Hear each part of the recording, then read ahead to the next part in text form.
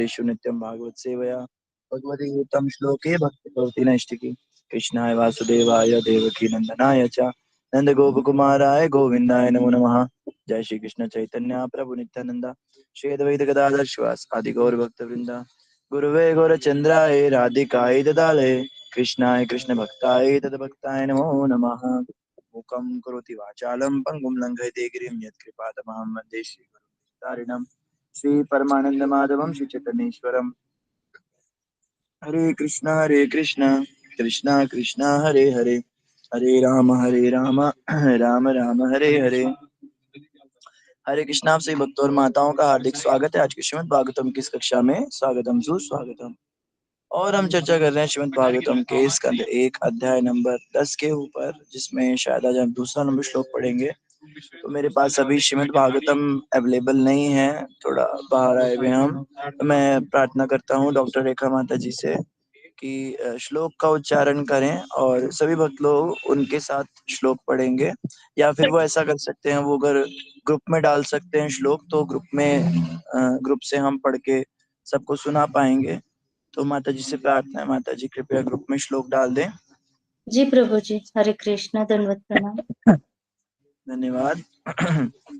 सही भक्तों का एकादशी की बहुत बहुत बधाई। आज कामिका एकादशी का व्रत है। आप सबकी एकादशी फलित हो, हम सभी को कृष्ण प्रेम का दान मिले। और एकादशी के दिन श्रीमद् भागवतम सुनने की बहुत ज्यादा महिमा है।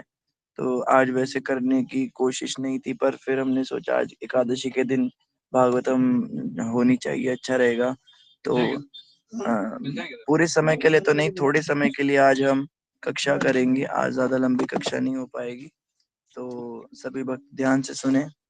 और एकादशी के दिन आइए हम ये भजन गा लेते हैं। शुद्ध भक्त चरण रेणु भजन अनुकूल भगत सेवा परम सिद्धि प्रेमलति कार्य मूला माधव तिथि भगति जननी यतने पालन कारी कृष्ण वसते बोली परमाया धरे वारी कृष्ण वसते बोली परमाधरे वारी गौर अमर जे सब स्थाने करलो ब्राह्मण रांगे से सब स्थान हेरे बोयामी प्रणय भगत संगे तुलसी देखिया जुड़ाय प्राण माधव तोषणी जानी गौर प्रिया शाक सेवाने जीवन सार्थक मानी मृदंग वाद्य सुनीते मन अवसर सदा जाचे गौरा विहिता कीर्तन सुने आनंदे हृदय नाचे जुगल मूर्ति देखिया मोरा परम आनंद होया प्रसाद सेवा करिते होया सकल प्रपंच जाया जे दिन गृह भजन देखी गृह ते गोलोक भाया चरण सिंधु देखिया गंगा सुख न सीमा पाया भक्ति विनोद कृष्ण भजन अनुकूल पाए जहाँ प्रति दिवसे परम सुखे स्वीकार करो ताहाँ शुद्ध भक्त चरण रेणु भजन अनुकूल भक्त सेवा परम सिद्धि प्रेमलति कार मूला हरे कृष्णा कृष्णा कृष्णा हरे हरे हरे राम राम राम हरे हरे। तो माता जी ने भजन भी डाल दिया। में आप में से कोई भक्त भजन का ट्रांसलेशन पढ़ना चाहेंगे तो पढ़ सकते हैं। इस वचन की प्रभु जी।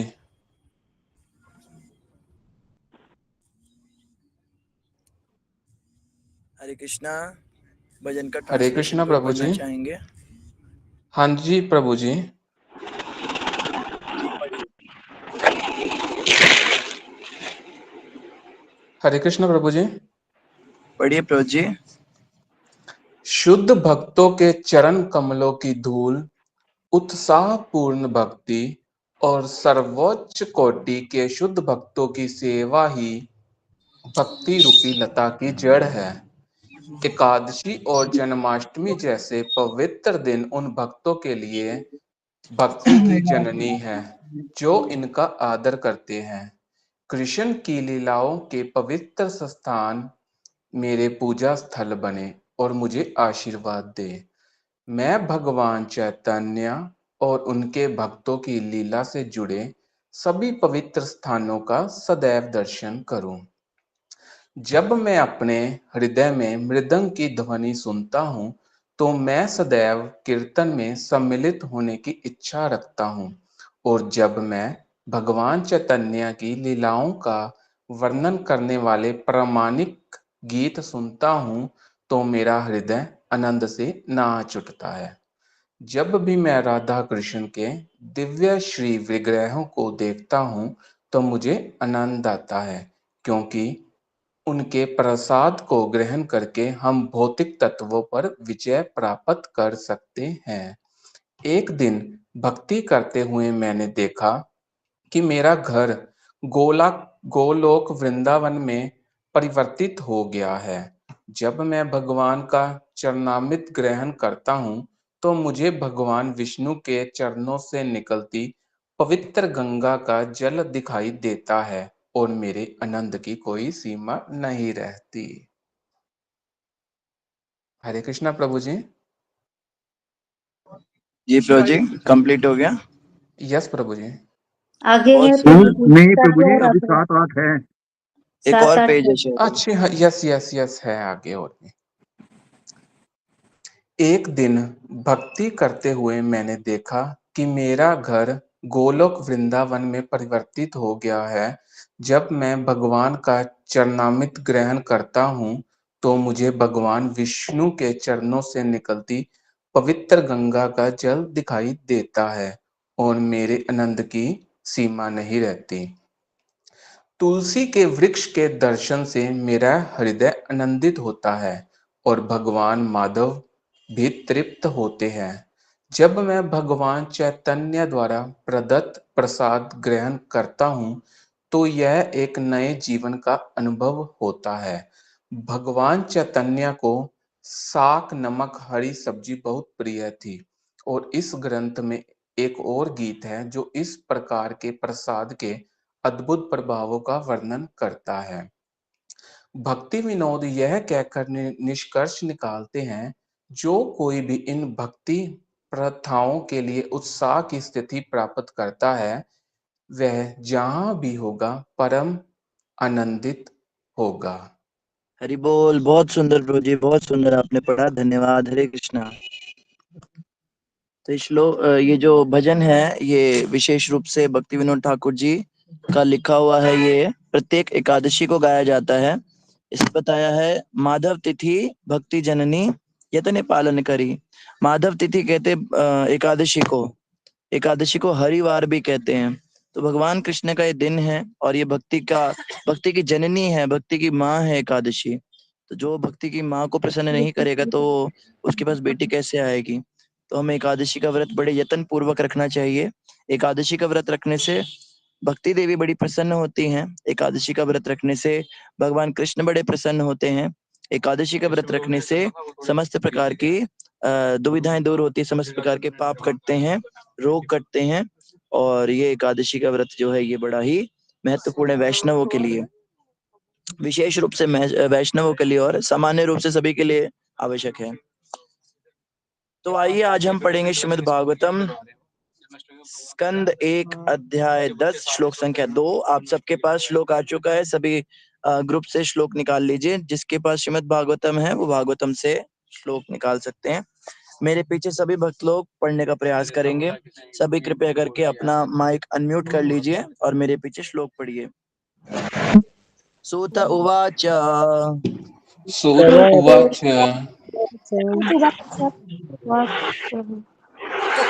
वशं पुरोर्वंशदवाग्निनिर्हृतम् वंश रोवर्ष्टाविनिहरम् संरोहयित्वा भवभावनो हरिः चंद्रो संयोगयित्वा भवभावनो हरि निवेशयित्वा निजराज्यैश्वरो निवेशयित्वा निद्राजयो युधिष्ठिरं प्रीतमना बभूवः युधिष्ठिरं प्रीतमना बभूवः। सब नहीं पढ़ रहे, मैं देख रहा हूँ सब ज्यादातर भक्तों के माइक ऑफ हैं। कृपया करके सभी श्लोक तो पढ़ा कीजिए कम से कम। बाद में आपने पूरे सेशन में माइक और वीडियो बंद ही रखना है। कम से कम श्लोक का पाठ कर सकते हैं, सबसे प्रार्थना है। जिनको श्लोक नहीं मिला वो कृपया ग्रुप में देखिए, ग्रुप में श्लोक आ चुका है। सूत उवाच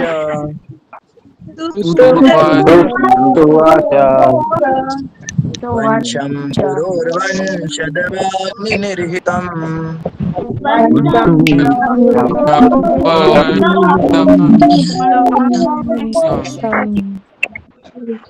संरोहयित्वा भवभावनो हरिः पावनो हरि निवेशयित्वा निजराज्यैश्वरो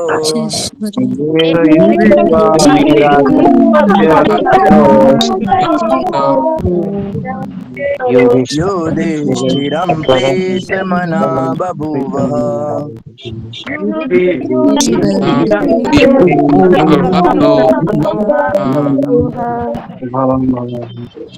उवाच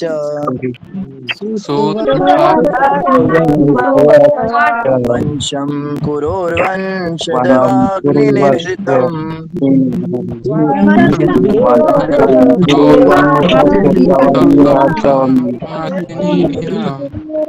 संरोहयित्वा भवभावनो हरिः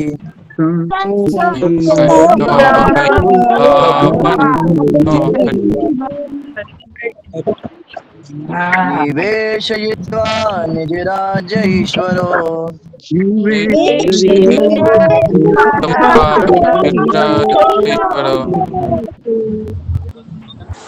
युधिष्ठिरं प्रीतमना बभूवः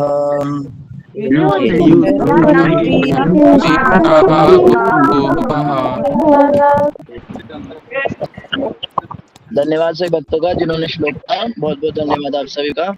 तो कोई भी 5 भक्त जो हैं वो हैंड रेज करेंगे जो श्लोक पढ़ना चाहते हैं। कृपया 5 से ज्यादा भक्त लोग हैंड रेज ना करें। जी आप जो हैं डॉक्टर रेखा माता जी, कृपया हैंड रेज वाले डिवोटीज को थोड़ा मैनेज कर लीजिए, श्लोक बुलवा लीजिए उनसे, फिर मैं आगे एक्सप्लेनेशन करने का प्रयास करता हूँ। जी प्रभु जी, हरे कृष्ण, धन्यवाद। जी रंजना माता जी, हरे कृष्ण। हरे कृष्ण माता जी, प्रणाम सेवकों को प्रणाम। बहुत बहुत धन्यवाद माता जी।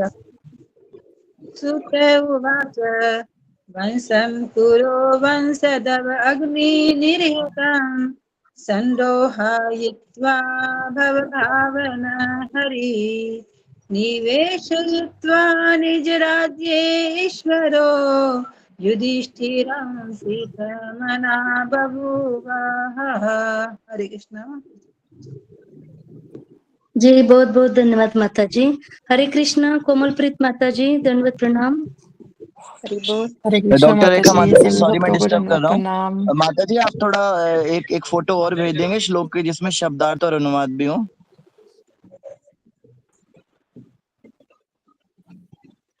जी जी प्रभु जी। जी कोमलप्रीत माता जी, हरे कृष्ण। हरे कृष्ण माताजी, सर्वभक्तौ दंडवत् प्रणाम।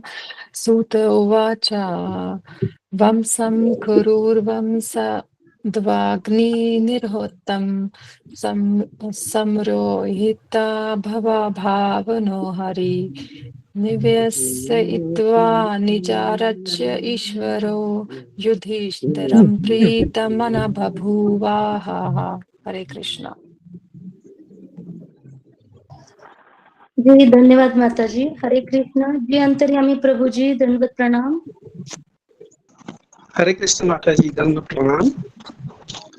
सभी भक्तों के चरणों में दंडवत प्रणाम।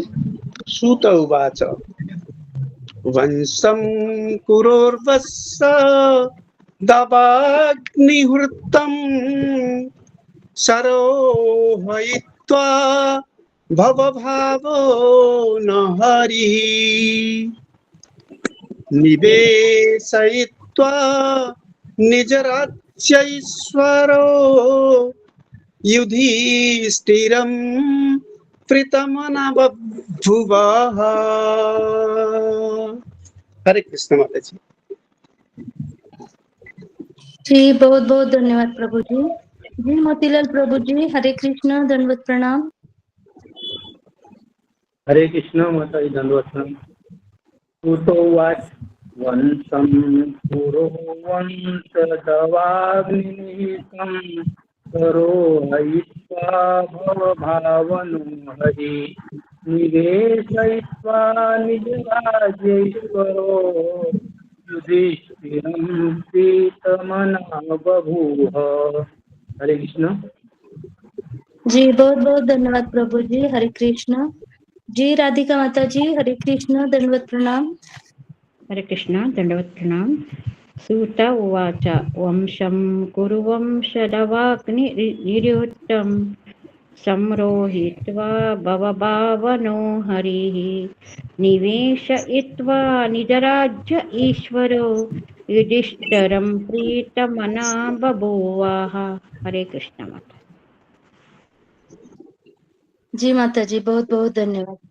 हरे कृष्ण, कृपया माफ करें, 5-6 डिवोटीज को बोलने को बोला था, तो बाकी सब भक्तों के लिए मैं माफी मांगती हूँ। हरे कृष्ण, दंडवत प्रणाम। जी प्रभु जी, हरे कृष्ण। धन्यवाद माता जी, आपने सभी भक्तों का बहुत बहुत धन्यवाद। मैं भी एक अपनी ओर से क्षमा मांगता हूँ। तो मैं भी थोड़ा आप क्षमा मांगता हूँ कि सब भक्तों को हम मौका नहीं दे पा रहे हैं श्लोक पढ़ने का। तो जो भक्त रह गए वो कृपया करके अगला श्लोक पढ़ेंगे। आज जिन्होंने श्लोक पढ़ा है वो अगले श्लोक में कोशिश करें नए भक्तों को मौका दें, तो मतलब दूसरे भक्तों को मौका दें, नए हैं चाहे पुराने हैं, सभी को श्लोक पढ़ने की इच्छा होती है। तो हम इस तरह से करेंगे जैसे वो दिल्ली में वो केजरीवाल ने OD1 का सिस्टम चलाया था, तो उसे थोड़ी सी, तो जितनी तो नहीं पर थोड़ी सी जो है वो कम हुई थी, भीड़ भड़ाका कम हुआ था। तो अभी हमारी कक्षाओं में हम तो चाहते सभी लोग श्लोक पढ़े, लेकिन समय पूरा ही श्लोकों में निकल जाता है और जो श्लोक पढ़ नहीं पढ़ते उनको भी बुरा लगता है। तो हम यहाँ पे कुछ OD1 जैसा ही कुछ सिस्टम रखेंगे कि आज इन भक्तों ने श्लोक पढ़ा, फिर अब जो है वो 3-4 श्लोकों के बाद दोबारा वो पढ़ें, तो सभी को मौका मिले।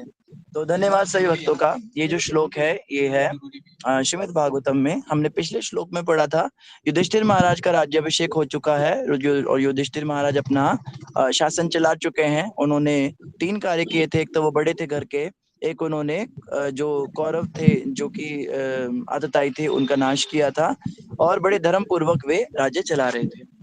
और आज के श्लोक में भगवान श्री कृष्ण के विषय में बताया कि श्री कृष्ण भगवान कितने प्रसन्न हुए युधिष्ठिर महाराज को राज्य में देख के। सबसे पहले तो सूत उवाच, सूत गोस्वामी ने कहा। सूत गोस्वामी क्या कह रहे हैं? वंशम, वंशम का मतलब होता है वंश। वंश तो पता ही आपको है ना।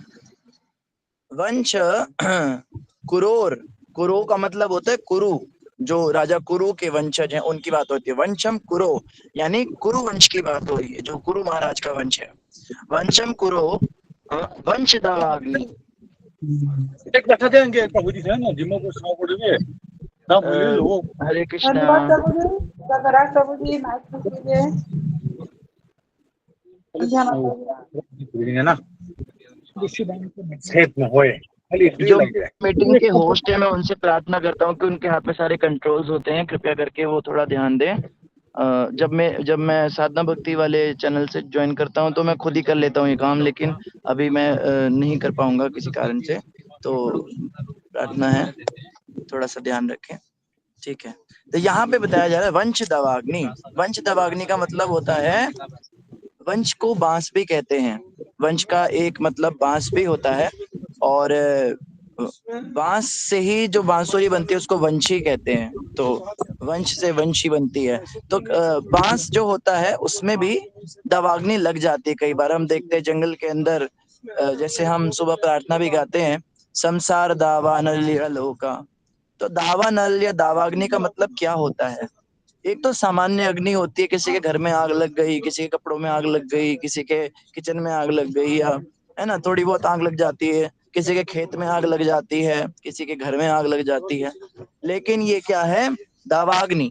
दावाग्नि का मतलब होता है जंगल में आग लग जाना, और जब जंगल में आग लगती है तो वो किसी फायर ब्रिगेड से बुझती नहीं है, चाहे हजारों गाड़ियां आ जाए फायर ब्रिगेड की, वो उस दावाग्नि को बुझा नहीं सकती, क्योंकि अग्नि का स्वभाव होता है बढ़ना। अग्नि निरंतर बढ़ती जाती है और अपनी चपेट में आसपास सब कुछ वो भस्म कर देती है। अभी पीछे ऑस्ट्रेलिया में दावाग्नि लगी थी, जंगल में सभी बड़ा प्रार्थनाएं कर रहे थे, सब देशों के लोग, सब धर्मों के लोग मिलके, वहां पे कोआला जल रहे थे, वहां के जो पशु थे, वन पशु, वो सब जल रहे थे। तो दावाग्नि जब लगती है तो वो किसी को छोड़ती नहीं, और दावाग्नि लगाने के लिए कोई जाता नहीं है, कोई जंगल में जाके स्पेशल माचिस जला के थोड़ा ना दावाग्नि लगाता है, दावाग्नि स्वतः भड़क जाती है। हवा के घर्षण से क्या होता है, बांस के दो डंडियां आपस में टकराती हैं, और उनके टकराव से क्या होता है, घर्षण क्रिया होती है, उनसे फ्रिक्शन होता है, उससे वो चिंगारी निकलती है, और वो किसी फूस पे पड़ जाती है तो वो अग्नि लग जाती है। तो ये नेचुरल तरीके से अग्नि लगती है, लेकिन ये बुझती है सिर्फ और सिर्फ बारिश से, बारिश के पानी से, नहीं तो इसको बुझाना ये कई कई सालों तक भी चलती रहती है अग्नि। तो इस प्रकार से यहाँ पे वंश दावाग्नि का मतलब है बांस के रगड़ खाने से एक ऐसी आग जली जिसने पूरे जंगल को जला दिया। अर्थात आपस में भाइयों की लड़ाई थी, और उन भाइयों की लड़ाई ने इतना घमासान युद्ध किया कि पूरे विश्व में कितने लोग मर गए उन भाइयों के मतभेद के कारण। तो इस महाभारत को वंश दावाग्नि का नाम दिया संत गोस्वामी ने। एक उपमा दे रहे हैं, उदाहरण दे रहे हैं, जैसे जंगल में आग लग जाती है दो बांस से, ऐसे इन दो भाइयों से पूरे संसार के लोग मर गए, इतने 64 करोड़ लोग मर गए। वंश दावाग्नि, तो क्या कह रहे, वंशम कुरोर वंश दावाग्नि, कुरु महाराज के वंश में एक वंश दावाग्नि लगी थी, और फिर क्या हुआ, उसका क्या हुआ, निर्हृतम। निर्हृतम का मतलब होता है अब खत्म हो गई, अब टेंशन मत लीजिए। कोई पढ़ के टेंशन में आ जाएगा, भाई यहाँ तो गड़बड़ चल रही है, बहुत दवाग्नि चल रही है, कहते नहीं नहीं अब तो ठीक हो गया, निर्हृतम, अब वो ठीक कर दी गई है, उसको नष्ट कर दिया गया है, वो अग्नि बुझ गई है। तो आगे कह रहे निर्हृतम संरोहयित्वा। निर्हृतम का मतलब होता है अग्नि तो बुझा दी। आप कहेंगे अग्नि तो बुझ गई, लेकिन जंगल तो राख बन गया, अब जंगल में कौन घूमने जाएगा, ना मोर नाचेगा, ना पपिया बोलेगा, ना कोयल गाएगी, जंगल बचा ही नहीं। कहते नहीं, संरोहयित्वा, रोह का मतलब होता है आरोपित करना, आरोपित मतलब उगाना, रोपण करना। तो नए बीज उगा दिए गए हैं जंगल में, आप टेंशन मत लीजिए, अब ये बीज बहुत जल्दी सुंदर सुंदर वृक्ष के रूप में फिर से जंगल को हरा भरा कर देंगे।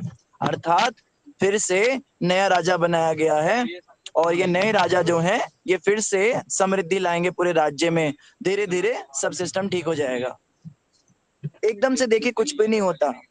कोई सोचे कि हमने आज माला शुरू कर दी, तो आज हमने 16 माला, जैसे मान लो कोई कर लेता है दिन में, नया भक्त आता है, वो सोचता है आज मैंने 16 माला कर ली, अब रात में मुझे कृष्ण के दर्शन हो जाएंगे। तो ऐसे थोड़ा ना होता है कि तुरंत ही उसका फल मिल जाए। कोई सोचे मैंने पुत्रदा एकादशी का व्रत कर लिया और अगले दिन मुझे हो जाएगा, तो एकदम से कुछ नहीं होता, समय लगता है। तो दावाग्नि को शांत किया गया है, नया सिस्टम चलाया गया, सुंदर जो है संरोहयित्वा, नया जो है रोपण किया गया है। तो जंगल अब जो है संभावना है कि जंगल फिर से हरा भरा हो जाएगा। संरोहयित्वा, अब भावना किसने किया ये, अब प्रश्न और कौन है जो इस जंगल के अंदर नई नई पौधे अंदर वृक्ष उगता है? कौन कर रहा है ये कार्य? तो कह रहे कोई भव भावन है, भावन ही करेगा। भव भावन का है सृष्टि का पालक। ये खाने वाली पालक नहीं है। पालक का मतलब होता है पालन करने वाला। भव भावन, भव का मतलब होता है दुनिया, दुनिया को कहते हैं भव सिंधु, भव संसार। प्रभु जी आवाज कट रही है आपकी। अभी अभी आ रही है? हरे कृष्णा जी, अब आ रही है प्रभु जी। तो भव का मतलब होता है संसार, और जो इस संसार रूपी दुर्ग का कह लीजिए संरक्षण करती हैं उनका नाम है भवानी। तो भव का मतलब होता है भौतिक। भावना, भाव होता है पालन करने वाला, रक्षा करने वाला, इसको पालने वाला। तो भव भावन का मतलब संसार के, दुनिया के रखवाले ने ये किया है। अब कोई कहेगा वाह जी वाह, बहुत बढ़िया, ये तो बहुत बड़ा काम किया दुनिया के रखवाले ने। जंगल की आंख बुझाई और नया स्थापित किया है, और इस प्रकार संसार शांति का नया राज्य। कौन है ये रखवाला? तो ये कोई कृष्ण नहीं है, ये कोई शक्तिमान नहीं है, ये कोई ही मैन या सुपरमैन नहीं है। असली रखवाला कौन है? सूत गोस्वामी कहते हैं, मैं बताता हूँ आपको दुनिया का रखवाला असल में कौन है। बड़े लोग वैसे क्लेम करते हैं आजकल दुनिया का रखवाला बनने की। कोई हातिम आता है, कोई जी मैन आता है, कभी कोई आते हैं, ये शक्तिमान आता है। तो ये लोग दुनिया के रखवाले नहीं हैं। सूत गोस्वामी कहते हैं दुनिया के रखवाले कौन है? भव भावना हरि ही। हरि हैं, हरि, उनका नाम हरि है। आप कहेंगे हरि नाम का व्यक्ति तो मेरे पड़ोस में रहता है, उसकी बात हो रही है क्या? कहते नहीं, ये वो वाला हरि। हरि नाम नहीं, ये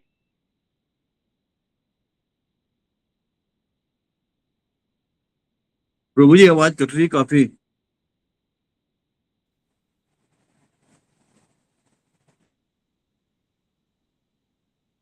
भक्तों के सारे कष्ट हर लेते हैं, उनकी सारी चिंताएं हर लेते हैं, उन्हें चिंता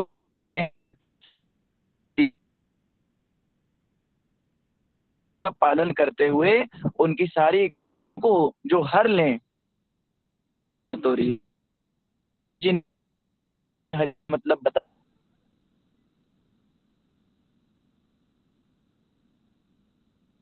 ओहो हो, बहुत अच्छा काम किया, बहुत अच्छा काम किया। फिर कहते हैं और सुनिए, स्थापित करने के बाद क्या किया उन्होंने? निवेशयित्वा। पहले तो वंशम कुरूर वंश दावाग्नि, ये तो समझ में आया। वंश जो था कुरु महाराज, उसमें वंश दावाग्नि लगी थी, उसमें जो है जंगल की आग लगी थी। वंशम कुरूर वंश दावाग्नि निर्हृतम, खत्म हो गई, अब चिंता मत कीजिए, निर्हृतम समाप्त हो चुकी है। निर्हृतम और संरोहयित्वा, नया रोपण भी हो गया, किसके द्वारा? भव भावनो हरि ही। इतना समझ में आया, भव भावन जो हरि हैं उन्होंने ये किया। अब कहते निवेशयित्वा। निवेश का मतलब होता है दोबारा से स्थापित करना। अब इन्होंने दोबारा से क्या स्थापित किया? निवेश किया। निवेशयित्वा निज राज्य। निज राज्य मतलब अपना राज्य स्थापित किया।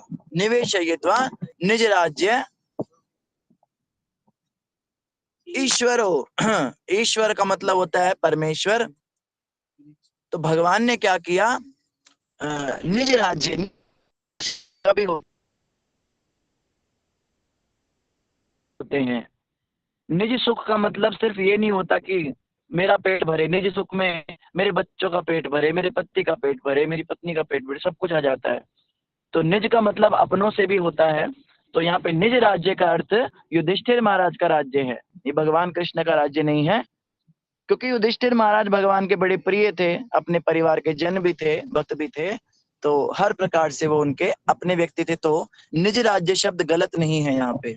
अगर युधिष्ठिर महाराज के लिए निज राज्य शब्द आया है तो भगवान के लिए निज राज्य, भगवान का ही राज्य था एक प्रकार से। क्योंकि युधिष्ठिर महाराज ने कभी माना ही नहीं कि वो राजा हैं, वो तो अपने आप को सर्वेंट ही मानते थे ना। जैसे भरत महाराज ने जब राज्य किया था तो राजा का काम वो कर रहे थे, लेकिन राजा तो भगवान राम को ही मानते थे। तो इस प्रकार से निज राज्य जो है, हालांकि युधिष्ठिर महाराज का राज्य है, लेकिन वो भगवान का माना जाएगा। तो कहते निवेशयित्वा निज राज्य ईश्वरो हो, निवेशयित्वा उन्होंने स्थापित कर दिया अपना राज्य। ईश्वरो, ईश्वर मतलब परमेश्वर, भगवान श्री कृष्ण ने अपना राज्य स्थापित कर दिया। और क्या, युधिष्ठिरम, और युधिष्ठिर महाराज को क्या किया, प्रीत मनः बभूवः।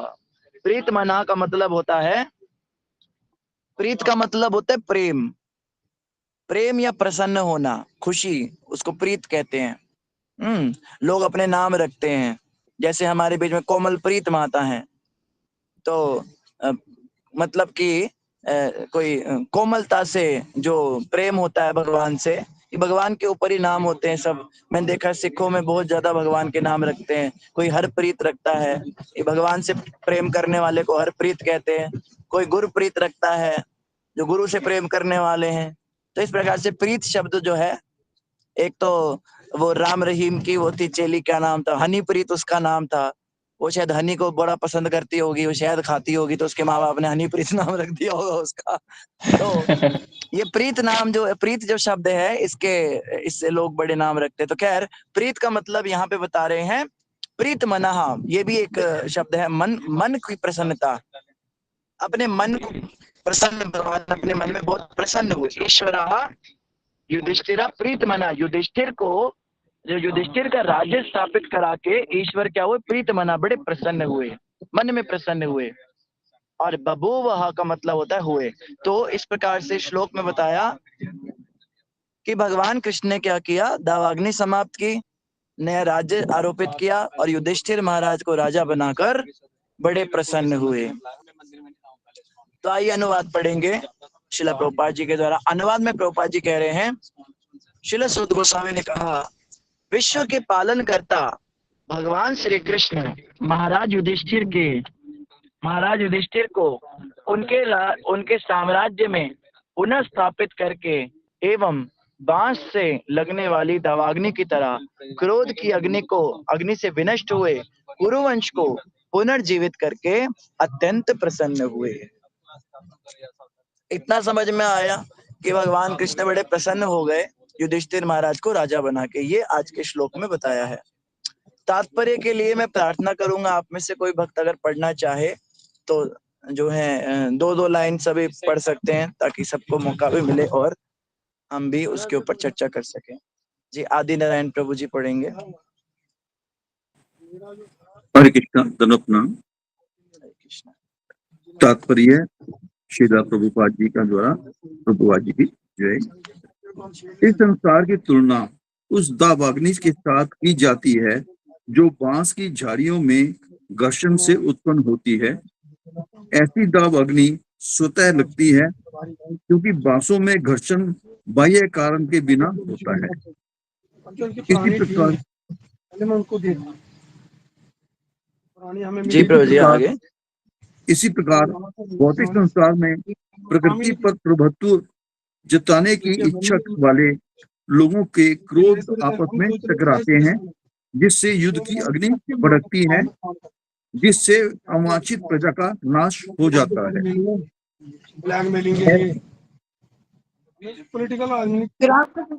किसकी आवाज आ रही है? मेरी।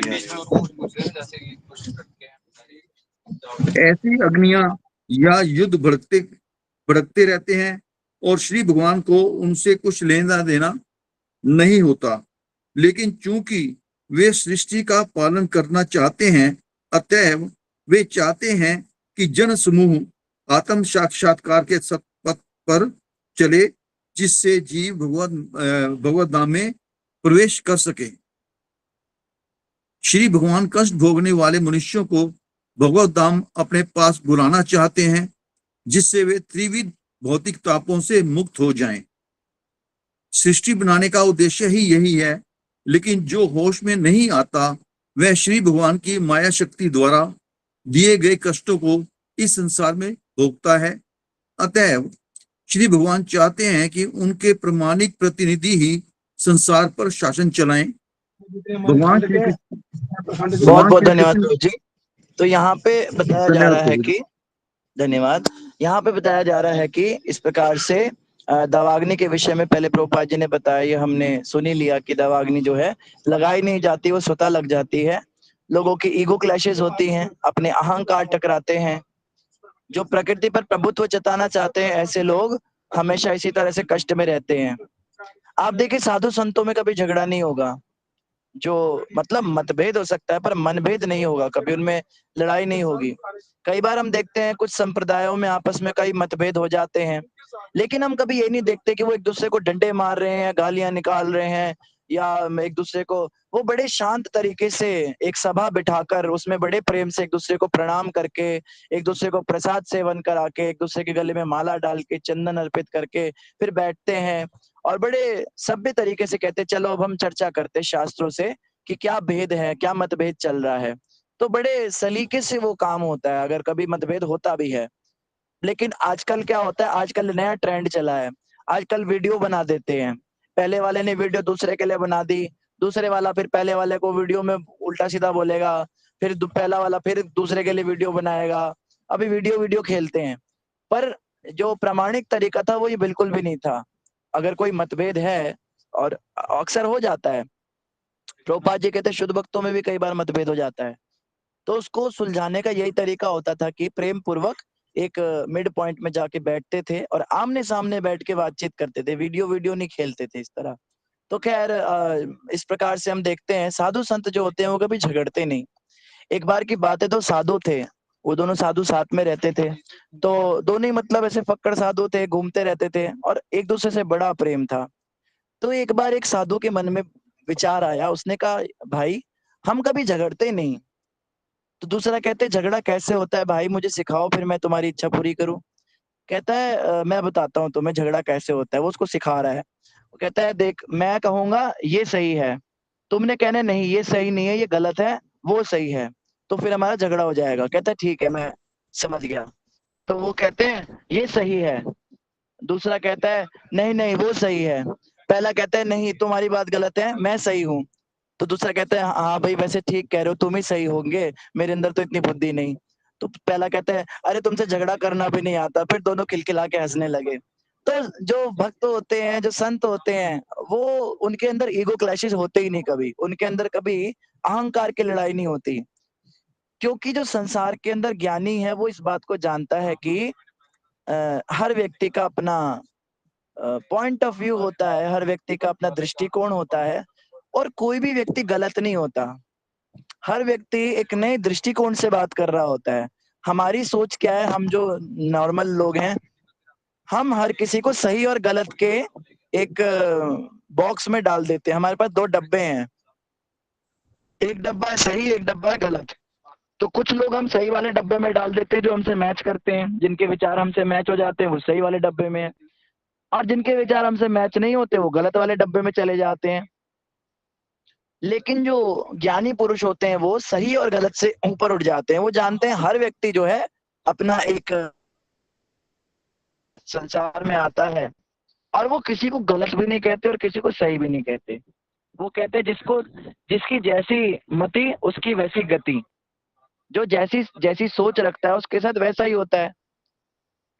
गलत तो देखो युधिष्ठिर महाराज ने भी कभी दुर्योधन को माना ही नहीं। आप कहीं पर भी नहीं पढ़ेंगे कि दुर्योधन को युधिष्ठिर महाराज क्रिटिसाइज कर रहे हैं कि इसकी मति भ्रष्ट हो गई, इसका दिमाग खराब हो गया, पागल हो गया, ये राज्य के लिए इतना दिमाग, इसके दिमाग में कीड़ा आ गया, कभी ऐसे शब्द नहीं बोलेंगे। युधिष्ठिर महाराज ने तो कम से कम नहीं बोले, बाकी कोई बोले ना बोले। तो भगवान के भक्त बनने के लिए सबसे पहले सही गलत के पैमाने पर लोगों को जज करना बंद करना पड़ेगा। हर व्यक्ति अपने विशेष संस्कार लेके आया है, अपनी विशेष आदतें लेकर आया है। हर किसी में गुण दोष हैं, गुण भी हैं दोष भी हैं, और वही उसके गुण दोष उसको वो व्यक्ति बनाते हैं, वो उसकी पहचान है। उनको आप उससे अलग नहीं कर सकते। आप सोचे भाई सारी दुनिया परफेक्ट हो जाए, तो क्या हर किसी को एक्सेप्ट कर लेना। प्रभुपाद जी विदेश में गए, हिप्पियों के अंदर दुनिया भर के दोष थे, प्रभुपाद जी ने उन सब दोषों के साथ उनको स्वीकार किया, एक्सेप्ट किया, तो वो भक्त बन गए। अब अगर कोई दूसरा, अब देखो ना मायापुर में जब प्रभुपाद जी लेकर आए अपने शिष्य पहली बार, तो प्रभुपाद जी बड़े सरप्राइज हुए देखकर मायापुर के उनके गुरु भाई जो रहते थे, उन्होंने कैसा किया। कोई तो उन भक्तों को देखकर गंगा में कूद गया, हाय हाय मलेच्छ देख लिया, मलेच्छ देख लिया। कोई प्रभुपाद जी को क्रिटिसाइज करने लगा, ये देखो शराबियों को ये जो है शिखाएं पहना रहे हैं, धोतियां पहना रहे हैं। भारत के ऊपर तो फिल्म बन गई इसके ऊपर, हरे रामा हरे कृष्णा के नाम से, जिसमें बहुत क्रिटिसाइज किया प्रभुपाद जी को कि ये लोग जो है ये शराबियों को, कबाबियों को, ये सिगरेट पीने वालों को, नशेड़ियों को, इनको जो है हरे रामा हरे कृष्णा का महामंत्र कराते हैं, ये गलत है। जबकि ये बहुत ही छोटी सोच है। किसी को इस तरह से भक्ति करने का अधिकार सबको है, तो ऑफ कोर्स हम एक्सपेक्ट नहीं कर रहे हैं कि सभी शुद्ध भक्त जैसे वे आचरण करेंगे। प्रभुपाद जी जितना भाव किसके अंदर होगा। प्रभुपाद जी एक ऐसे प्लेटफॉर्म पर बैठे थे जहां पर उनको किसी व्यक्ति के अंदर गुण दोष से ज्यादा भक्ति की चाह दिख रही थी। उनको दिख रहा था ये लोग सबसे ज्यादा भक्ति की चाह रखते हैं, क्योंकि ये दुखी हैं। संसार के अंदर जो व्यक्ति दुखी है, जो व्यक्ति कष्ट पा रहा है, उसे ही तो भक्ति की सबसे ज्यादा जरूरत है। जो सुखी है, जो थोड़ा बहुत भगवान का नाम जप कर रहा है, उसको थोड़ा इतनी जरूरत है। जो बिल्कुल ही भौतिकता में पड़ा है, जो नशे को ही जीवन मानकर बैठा है, वास्तव में उसे ही तो भक्ति की सबसे ज्यादा जरूरत है। ये चीज प्रभुपाद जी ने देखी कि इनके लिए भक्ति बहुत इंपॉर्टेंट है, तो इनको भक्ति दी जाए। और अगर यही बात होती तो फिर क्यों नारद मुनि ने मृगारी को दीक्षा दी, क्यों नारद मुनि ने रत्नाकर डाकू को दीक्षा दी और आगे चल के उनको शुद्ध भक्त भी बनाया, क्यों जगाई मधाई को चैतन्य महाप्रभु ने दीक्षा दी। अगर हम ये कहते हैं कि पतित व्यक्ति को दीक्षा नहीं दी जा सकती, तो ये सिद्धांत बहुत ही घातक है कि ये तो ऐसा करते हैं, और भक्त भी ऐसा कहते हैं। मैंने पर्सनली भी कई भक्तों को देखा है, मैं खुद भी ये काम करता था पहले, अभी भी कर जाता हूँ कई बार, मैं अपनी भी गलती मानता हूँ। कोई भक्त जैसे सिगरेट फूकने वाला होता है, कई बार कोई आ जाता है मंदिर में, सिगरेट फूकने वाले कई लोग आ जाते हैं। तो एक लड़का था, वो लड़का जो था वो मंदिर आया, मंदिर में IYF में ज्वाइन किया उसने, यूथ फोरम में आता था, उसका बड़ा भाव था भगवान के लिए, नाचता था, भक्ति करता था, तो लेकिन वो सिगरेट फूकता था, उसको सिगरेट फूकने की आदत थी। लेकिन मंदिर में आया तो उसको नाइट स्टे करना था टेंपल में, तो रात को उसको सिगरेट फूकने का मन कर गया, उसको एकदम तलब लगी सिगरेट की। अब हमने सोचा अब क्या करें, इसको मंदिर में सिगरेट तो फुका नहीं सकते, नहीं तो भक्त लोग तो ऐसे होते हैं, जैसे ही देखेंगे उनको पता लगेगा फूकता भी है वो तो भगा देंगे उसको मंदिर से बाहर। तो फिर अपने रिस्क पे मैंने एक भक्त को सेवा दी, वो भक्त मेरे साथ ही बैठा है अभी, मैंने उसको कहा भाई इसको थोड़ा सिगरेट पिला के ला तो वो बेचारा गया और उसको बाहर जाके सिगरेट पिला के उसका मुंह वो साफ करा के कुल्ला करा के उसको मंदिर वापस लाया। तो देखो आज वो भक्त मंदिर से जुड़ा है, उसने सब छोड़ दिया, वो कंठी माला पहन के वृंदावन भी जाता है, माला करता है, रोज जप करता है, चैंटिंग करता है। रिजेक्ट करना बहुत ही आसान है किसी को, तो रिजेक्ट करने में क्या मेहनत लगती है, सीधा बोल दो भाई तुम मंदिर नहीं आ सकते, यू आर नॉट एक्सेप्टेड। लेकिन किसी को भगवान की भक्ति में लगाना, किसी को भगवान के लायक बनाना, उसके दोष निकाल कर, ये बड़ा काम है जो प्रभुपाद जी ने किया, हमें उनका अनुगमन करना है। हमारे गुरु महाराज एक बात कहते हैं, बहुत अच्छी बात कहते हैं, बनती हुई किसी की लाखों बिगाड़ते हैं, है तो ही एक ऐसा जो बिगड़ी हुई बना दे। गिरते हुए को गिराना आसान है, दुनिया जो है बनते काम बिगाड़ती है लोगों के, ये तो दुनिया का काम है, हर व्यक्ति यही करता है, किसी की बन रही होगी तो उसको बिगाड़ेगा। लेकिन बिगड़े हुओं को बनाना ये वैष्णवों का काम है, किसी की बिगड़ी हुई बनाना, बिगड़ी बनाना, कोई नीचे गिर रहा है उसको ऊपर उठाना, ये भक्तों का काम है। लेकिन भक्त भी अगर इस तरह की सोच रखेंगे कि अरे ये तो गिरा हुआ है इसको फेंक ही दो, इसको गिरा ही दो, तो ये भावना अच्छी नहीं। तो प्रभुपाद जी यहाँ पे यही बता रहे हैं दावाग्नि के विषय में। ईगो क्लैशेस जो हैं इस संसार में बहुत चल रहे हैं, लेकिन सबको एक्सेप्ट करना, सबसे प्रेम करना। आप देखेंगे शुद्ध भक्तों के गुण होते हैं, वो कभी किसी के बारे में बुरा नहीं कहते। जब मुसलमान 10 गुरुओं को यातनाएं दे रहे थे, अलग अलग प्रकार से, किन्हीं को कढ़ाई में जो है खोलते हुए उसमें डाल रहे थे, रेत में डाल रहे थे, किन्हीं का जो है उनको जो है तलवार से वो मारने की कोशिश कर रहे थे, किन्हीं के बच्चों को उन्होंने जाल में चुनवा दिया, अलग अलग प्रकार से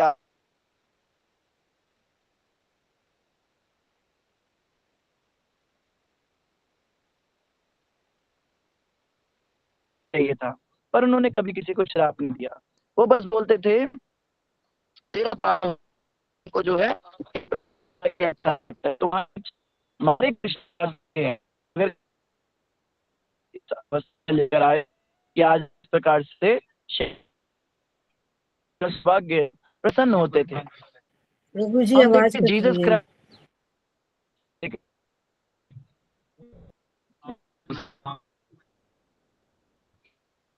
ताड़ों पे कट जाती है। हरे कृष्णा कृष्णा कृष्णा हरे हरे, हरे राम राम राम हरे हरे। सिग्नल वाली जगह गई, अभी भी नहीं आ रही है ना? नहीं अभी ठीक है। आ रही है प्रभु जी, आ रही है। अरे प्रभु जी,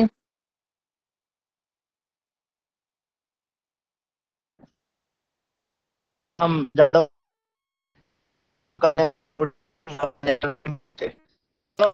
अब फिर जो है जीसस क्राइस्ट की हम बात कर रहे थे कि जिनको सूली पे चढ़ाया जा रहा था,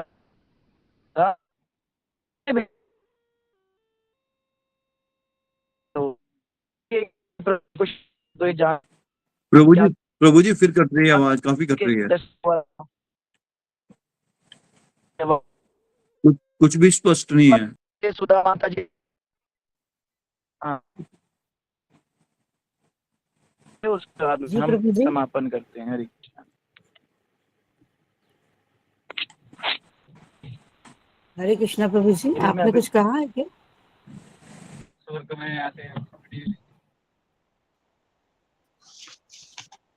पेज नंबर 493 पे माता जी। अतएव श्री भगवान चाहते हैं कि उनके प्रामाणिक प्रतिनिधि। जी हरे कृष्णा, दंडवत प्रणाम। अतएव श्री भगवान चाहते हैं कि उनके प्रामाणिक प्रतिनिधि ही संसार पर शासन चलाएं। भगवान श्री कृष्ण का अवतार ऐसे राज्य की स्थापना करने तथा ऐसे अवांछित व्यक्तियों का वध करने हेतु हुआ जिनको उनकी योजना से कुछ सरोकार नहीं रहता। कुरुक्षेत्र का युद्ध श्री भगवान की योजना के अनुसार लड़ा गया था, जिससे अवांछित लोगों का सफाया हो जाए और उनके भक्त के अधीन शांतिपूर्ण साम्राज्य की स्थापना हो। अतएव जब राजा युधिष्ठिर सिंहासन पर बैठे तथा कुरुवंश की पौध यानी अंकुर महाराज परीक्षित के रूप में बच गई, तो श्री भगवान पूर्ण रूप से संतुष्ट हुए। हरे कृष्णा, दंडवत प्रणाम।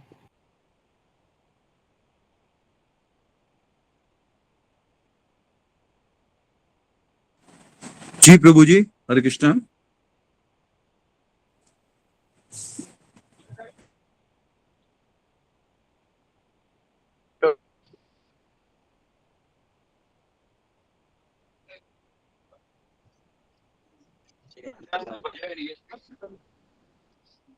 हरे कृष्णा। हरे कृष्णा प्रभु जी।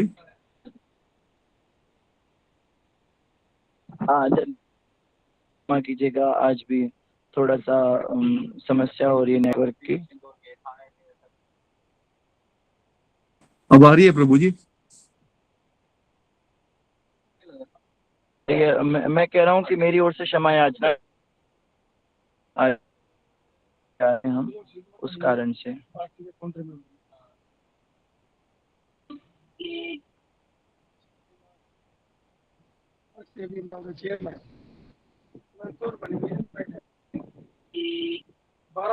तो धन्यवाद सभी भक्तों का। प्रश्न उत्तर नहीं ले पाएंगे क्योंकि लेंगे। अगर किसी का कोई प्रश्न है तो कल पूछ लीजिएगा। हरे कृष्णा, आज के लिए आज्ञा दे दीजिए।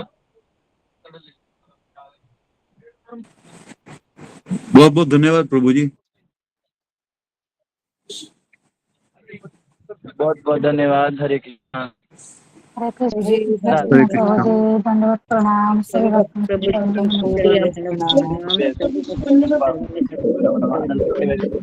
हरे हरे कृष्णा।